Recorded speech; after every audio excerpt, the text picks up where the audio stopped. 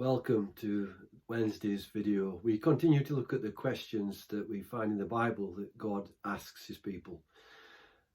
And today we're going to actually dip into a really interesting book. It's Job, the man who suffered so much.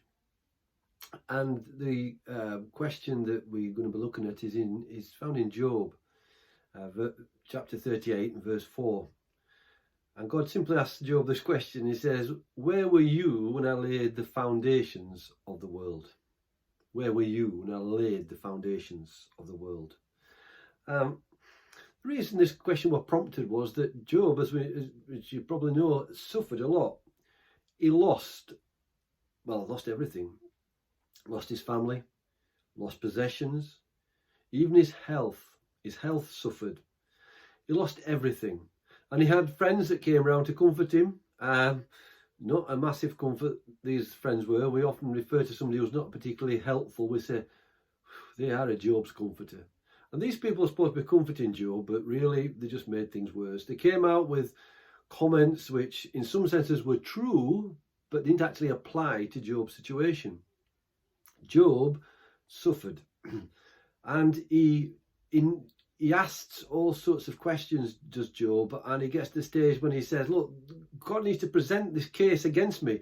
Why am I actually going through all this? And God needs to actually present this case. And he starts to question God and question God.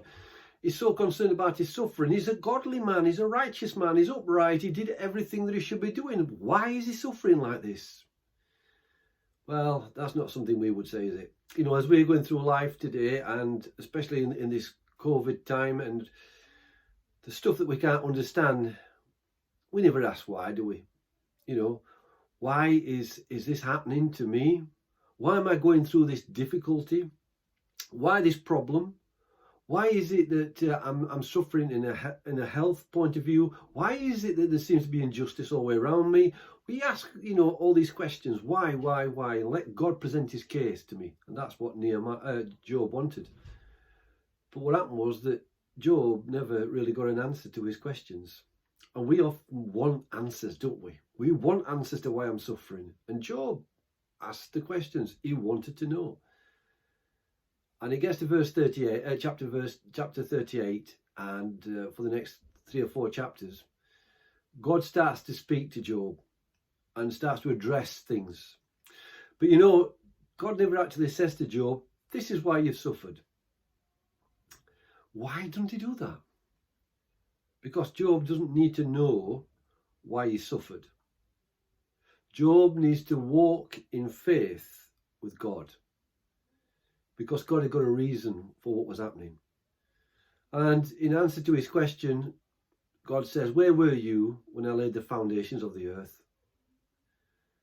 And he goes on to talk about where the things are stored, where the snow is, where the hailstones are stored. Can you cause the lightning to go across? And what he does, God takes him on a trip through the universe. And at the end of it, Job recognizes that he has so little knowledge compared with this great, awesome creator God. And all he needs to do is simply put his trust in the Lord. No, he's never going to understand whys or what fors. All he needs to do is to trust in the Lord. And that's what he does. And ultimately, everything gets returned back to him. He gets his health back. He gets his prosperity back. He gets a family. And God blesses his faithfulness. But he never got the answer to his question, why? Why is all this happening? All he had to do was simply just trust God. Walk through the difficulties with the God who knows all things. And sometimes we never get to know the answer for our sufferings and for the problems and everything else. We're actually called to trust God through them, learn to lean more and more on him, and let him carry us through. We walk by faith and not by sight. Job is a wonderful example to us. God knows all things and we know very little.